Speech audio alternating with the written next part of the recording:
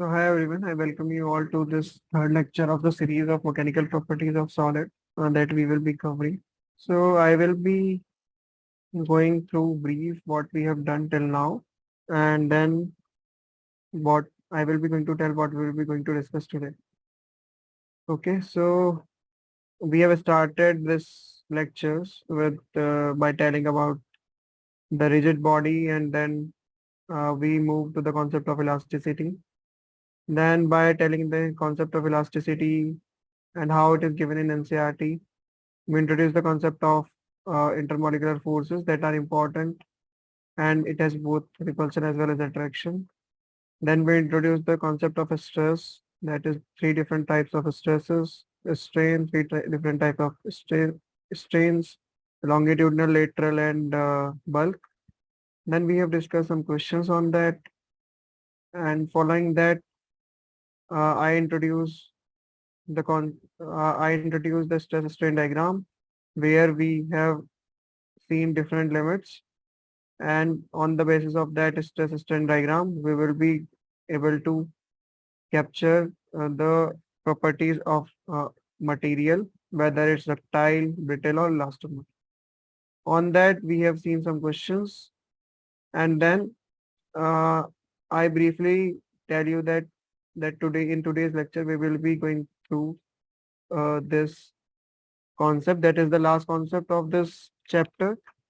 And following that, we will be going to see some of the questions uh, that came in previous year examinations of JEE Mains and JEE Advanced. So I have started.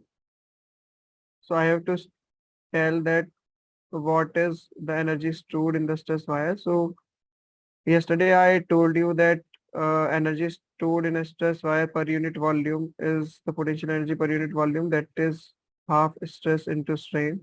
So we will be going to derive this. And this, the fundamental of this lies in the first law of thermodynamics, where we know that which tells that energy can't be created nor be destroyed, but only convert from one form to another. And we are considering that work done on the system in stretching is converted uh, to increase in the potential energy of the system. So we need to derive this expression. So we need to find the energy stored in a stress wire. So for that, consider a wire of length L, cross sectional area A, stretched by applying a force F. So we have a wire hanging like this. The length of wire is L, cross sectional area is A, and it is stretched with force F. So what will happen when we stretch it with force F is there will be some extension to that. So it feels some stress and then it will get extended. So when we apply a force, so this is T is equals to 0 configuration. This is after some time T, and it gets extended to X. And once it reaches steady state, consider that the wire is extended to a length of total length of delta L. So as I told you that the work done by this force, the work done by this force in stretching a wire is converted into the potential energy of wire. So basically what we need is we need the amount of work done by force F in extending it to delta L. So you may simply write it F into delta L. But let me tell you one thing. I want to point out one thing, and the catch is that F is not constant at all the elements of the wire. The force F is not constant at all the elements of the wire. So it is a variable force and it is a function of X. Because we have discussed in one of the question, like I, if you see this question, we have this question. In this question, we found that F is a function of X, and I already told you that F is not a constant. If you do it like this, then it will going to be wrong. So f is a function of x. So in that way, because f is not constant, so this is not a correct way. So as f is not constant, then w should be f into dx integral 0 to delta f. So now what we want is we need to find the f force. So force, so we know what is Young's modulus, that is stress divided by strain. And what stress is? F force acting on a wire per unit area. Strain is, I am taking this condition where stress is x, the change in length is x, and the original length is delta. Original length is L. The force from here comes out to be A x gamma by L. Then, so work done is 0 to delta L, A x gamma by L into dx. W comes out to be A gamma by L x square by 2 in the limit 0 to delta L. A gamma by L delta L by 2 square. If you multiply AL on both the sides, and we know work done is nothing but the potential energy from the first law. So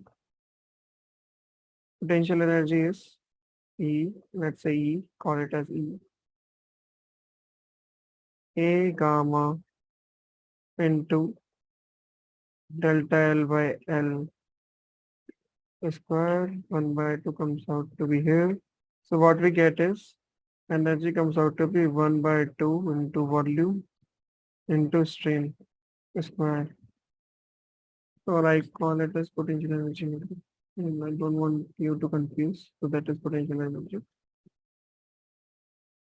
So potential energy is 1 by 2 into, we can rewrite it as volume. Gamma is also there. We know that strain into gamma times strain, but gamma times strain is stress. The energy is volume into strain into stress. The potential energy per unit volume comes out to be 1 by 2 into stress into strain.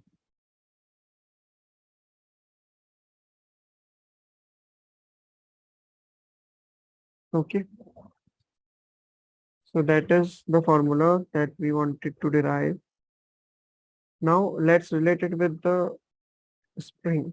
So if we have a spring instead of a simple wire,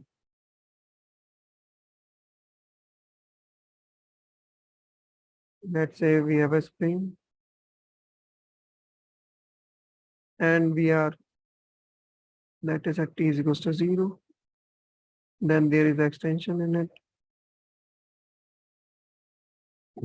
that is delta x.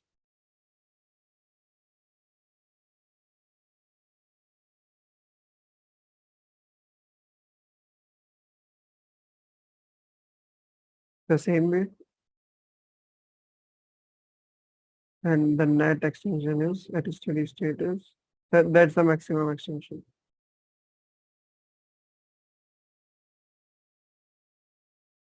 that is delta L. So the restoring force of the spring according to Hooke's law is nothing but K, that is Hooke's constant,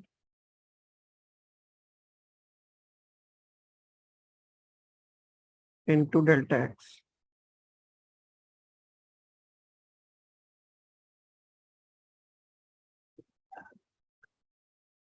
And for this complete is delta L.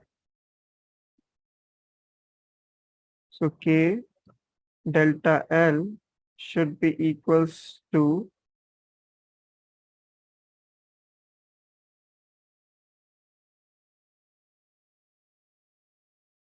gamma A by L into delta L.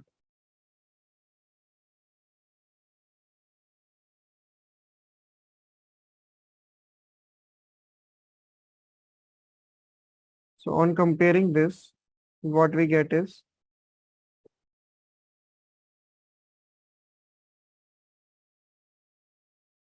so this is the restoring force in the spring.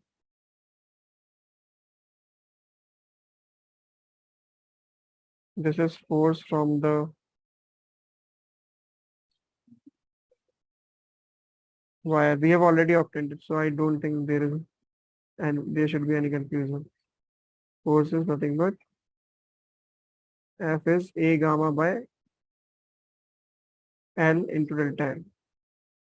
So comparing these two, we get K to be gamma A by L.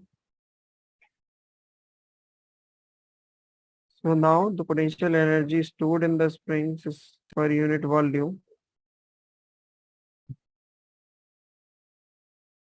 is 1 by 2 into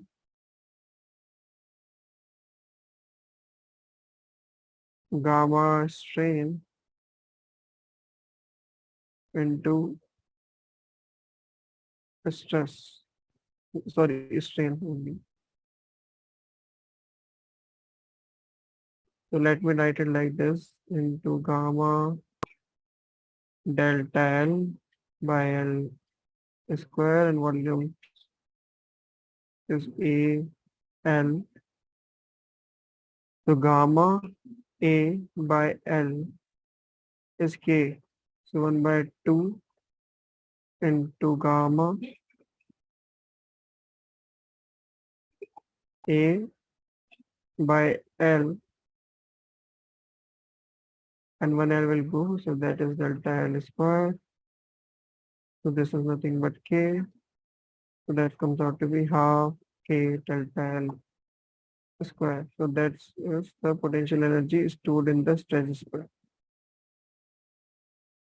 And we generally call delta L to be X. So potential energy in a stretched spring is half AX square. So that's the last concept that I would like to discuss here. Now, one more concept I think that I have not discussed is that is the Poisson's ratio.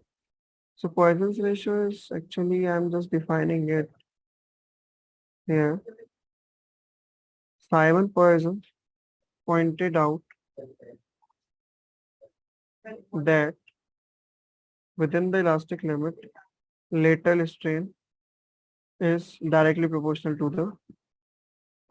the longitudinal strain, and the ratio of the lateral strain to the longitudinal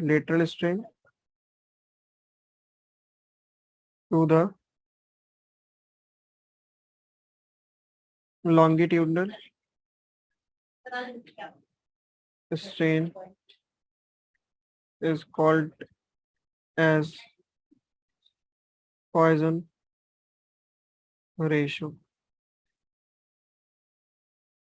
So what it means physically is if you, let's say you have this uh, rod, and when you stretch it, what will happen? There may be a possibility of, that is longitudinal stress. which may cause it to deform like this. So that is lateral compressive stress it feels. So longitudinal stress, what longitudinal stress is doing is it is changing the length. So it longitudinal stress is increasing the length delta L. The lateral compression reduces the diameter of the rod by delta R. And the ratio of this is actually, okay, so I am talking about the longitudinal stress and the lateral compressive stress. So how and when it is acting is, so when we are giving longitudinal stress, then there is a possibility that lateral compressive stress will act, makes it which makes a which makes rise to a lateral strain.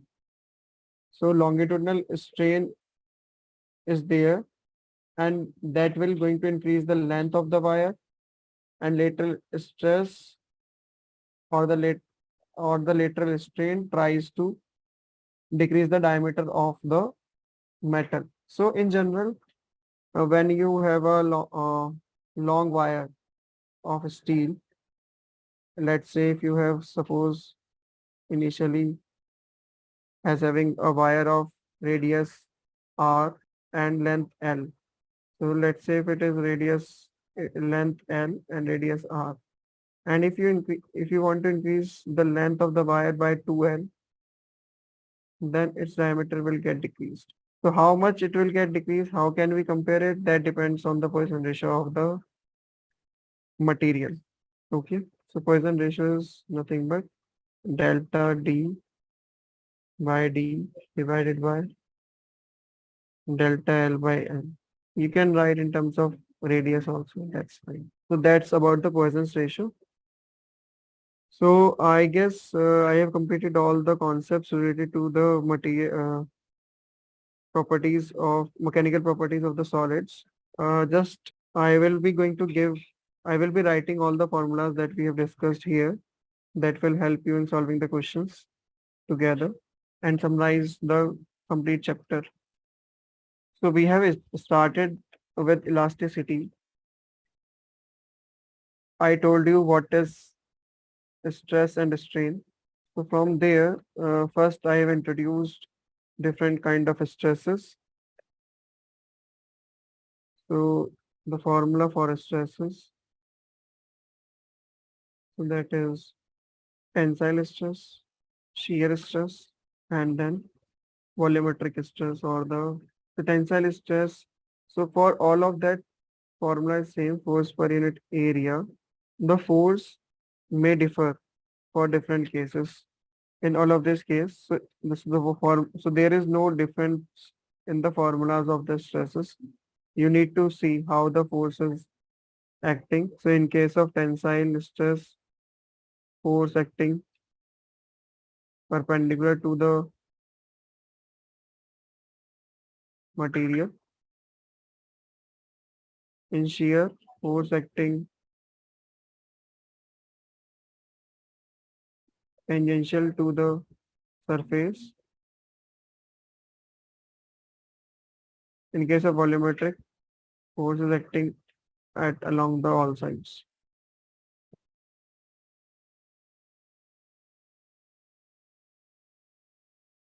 Then strains are also of three types.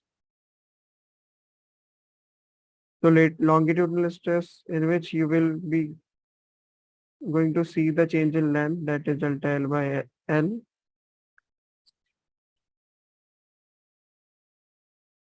In case of shear stress, it is, I told you that it is something like this.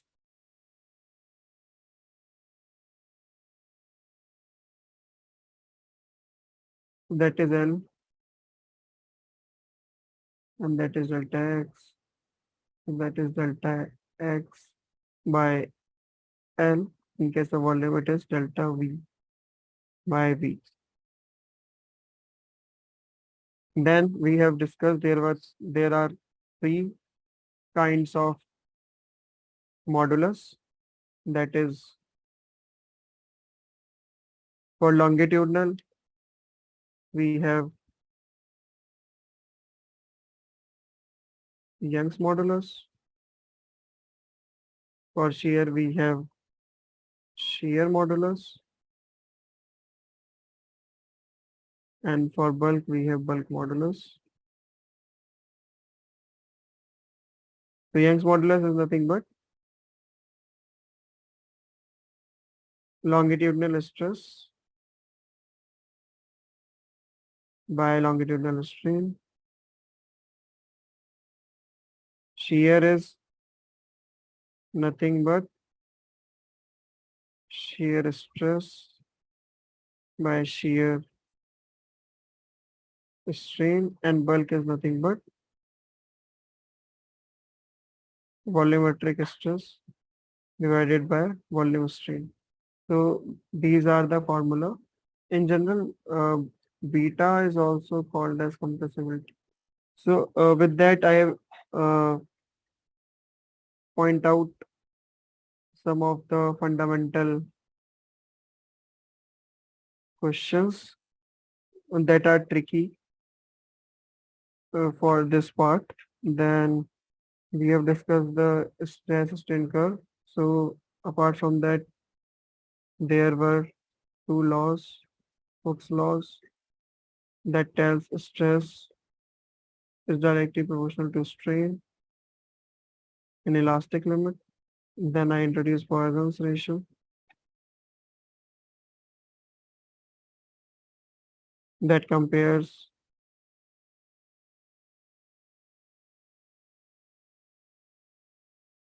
longitudinal stress with longitudinal strain. Then I have introduced stress strain diagram.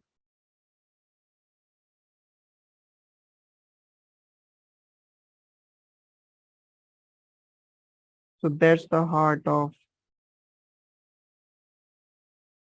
this chapter, because to map whether the material is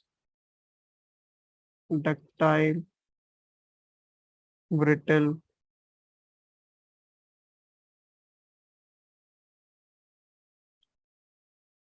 you can only able to tell that from that map of the material. So that I have introduced for the elastomer. Okay. So these are all about this chapter. I guess I have covered all the things. Now I will be going to take some previous year questions on this in next few minutes, and let's see how many questions we will be able to cover together. Okay. Some simple questions were there. Other questions I will give in the DPP, that is daily practice problems. The first question is a wire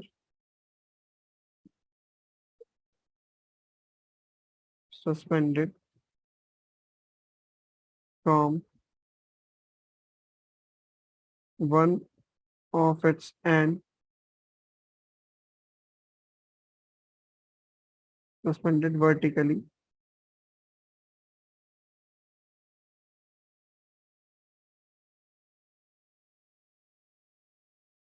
and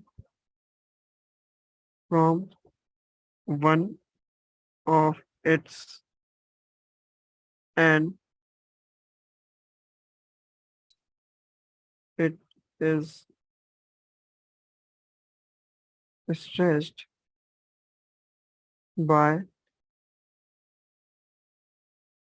attaching a weight of 200 Newton to the lower end.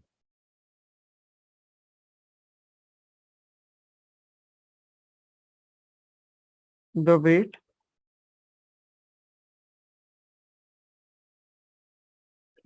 stretches the wire by 1 mm. Then the elastic energy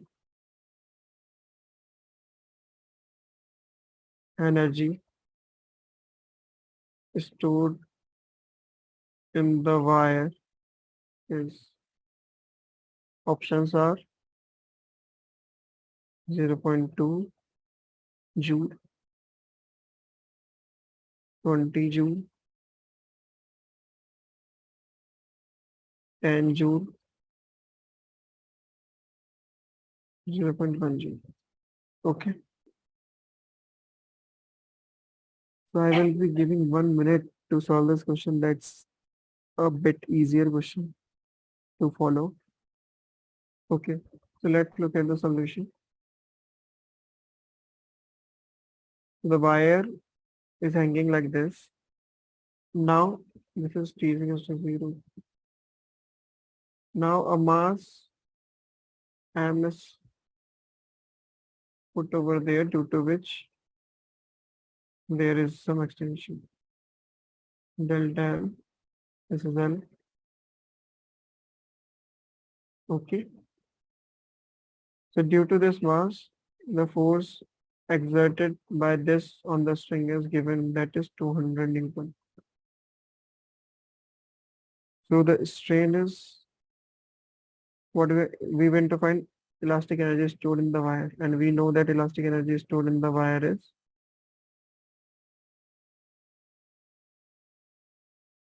half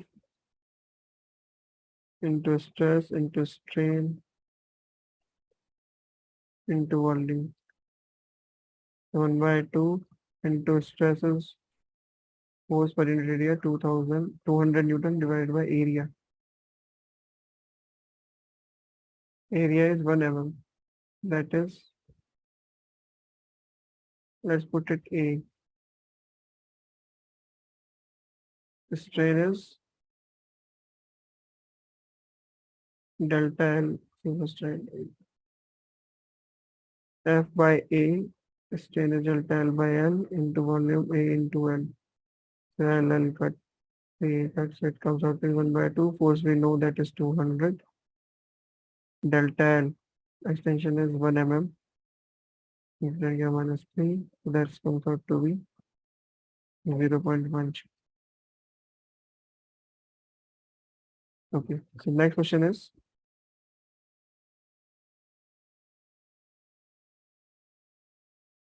young moduli of two wires A and B are in the ratio 7 by 4. Wire A is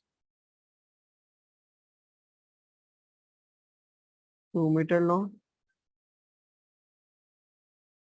and has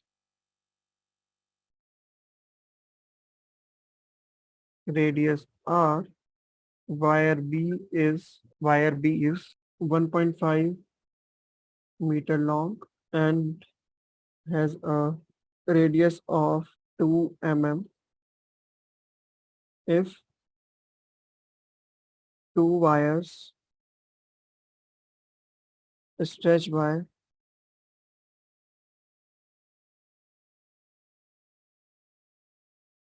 same length for a given load,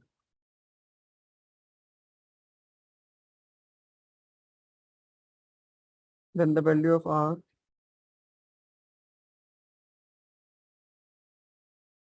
R is close to A 1.5 mm. 1.9 mm,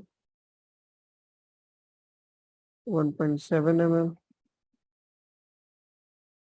1.3 mm. Okay. Bit of a calculation is needed in this, but okay. So what we have we have is gamma 1 gamma A by gamma B, that is 7 by 4. So gamma A can be written as FA by AA, LA by delta LA divided by FB by AB into LB by delta LB, 7 by 4. So what is given apart from this is two wire stretched by a same length. So delta LA is equals to delta LB. That is one thing. And stretched by a same stress for a given load. The FA is equals to FB. FA is FB, delta LA is delta LB. Then what we get is 7 by 4 is equals to LA by LB into AB by AA. So let's explain this. LA is given to be wire is 2 meter long, wire B is 1.5 meter long, AB area of wire B is 2 mm. So the radius is given. So we need final answer in mm. So we'll put it like same only. So that is pi into 2 square divided by pi into r square. We need to find r. Okay, so r square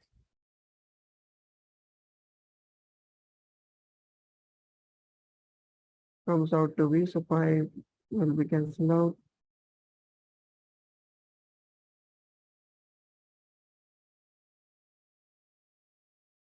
So it comes out to be 4 4 16, 4 64 divided by 21. So r comes out to be 8 divided by root of 21. 8 by root of 21 comes out to be 4.3 around. It comes out to be 4 point. So you need to find the root of 21. So that comes out to be 4.6. And 4.6 comes out to be 1. You need to divide this. So it comes out to be around 1.7. 1.73 approx. 73. So it is close to 1.7 mm. Okay. Next question is the elastic limit of brass is 379 megapascal. So what should be the minimum diameter of the brass rod if it is to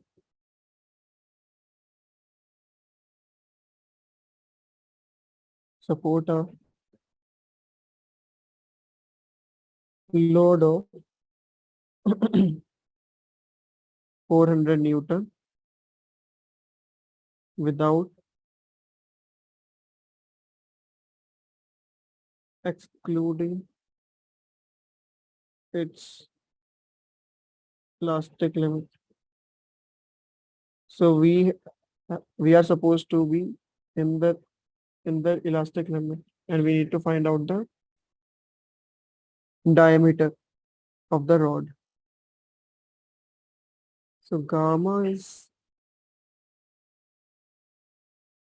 for brass we need to find,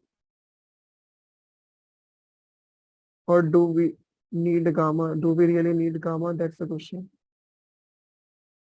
Or the information is sufficient? Options are 1 mm, 1.15 mm, 0.9 mm, and 1.36 mm. So let's solve this. We'll be here for 1 minute and then I will give the solution to this. So what this is, it looks like a pressure. And just by the unit, if you want to know what is this, so it is, and pressure, the unit of pressure is equivalent to the pressure unit of stress. Well, that is 379 into 10 to the 6 Pascal. And that's a unit I'm putting. Stress is nothing but force per unit area. Force is, we know 400. So we need to find out the area basically. So area comes out to be 400 divided by 379 into 10 to the 6. So divide this and it will come out to be 1.15, that is 10 to the minus 6 meters. Sorry, it will become 10 to the minus 1. Area is 400 divided by 379 into 10 to the 6, that is pi r square is equals to 400, or we want in terms of diameter. So that is pi d square by 4. 400 divided 379 into 10 to the 6. So diameter comes out to be 1.15. You can solve it and find. From here it comes out to be 1.15. The next question is, a solid sphere of radius r. So that's the last question. Solid sphere of radius r made of a soft material of bulk modulus kappa is surrounded by a liquid in a cylindrical container. A massless piston of the area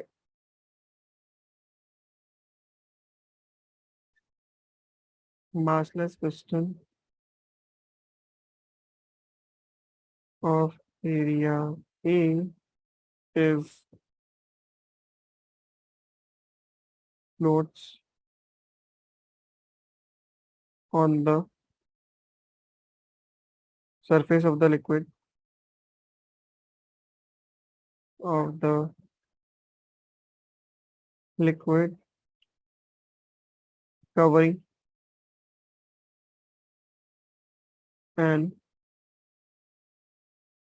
entire cross section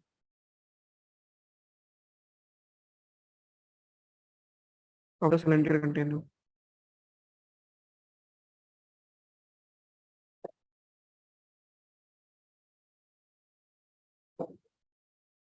When mass m is placed on the surface of the piston,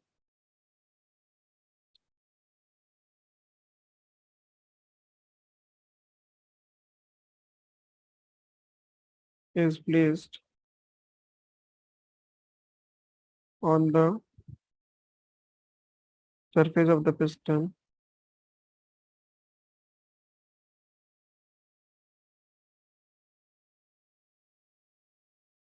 to compress the liquid,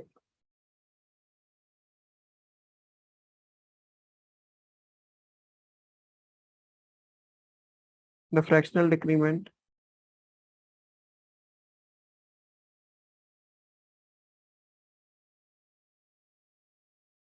the fractional decrement in the radius of the sphere is is mg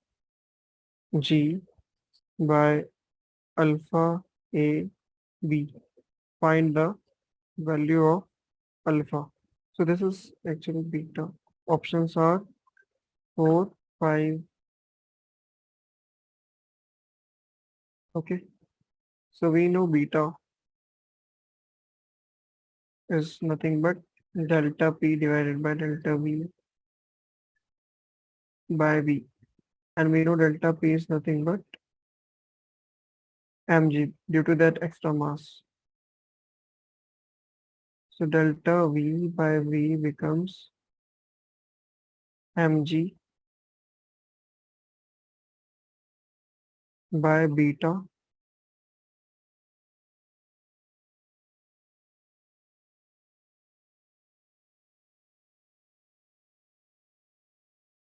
into area. So area is also, so this is area is also there. So we need to find out the value of alpha.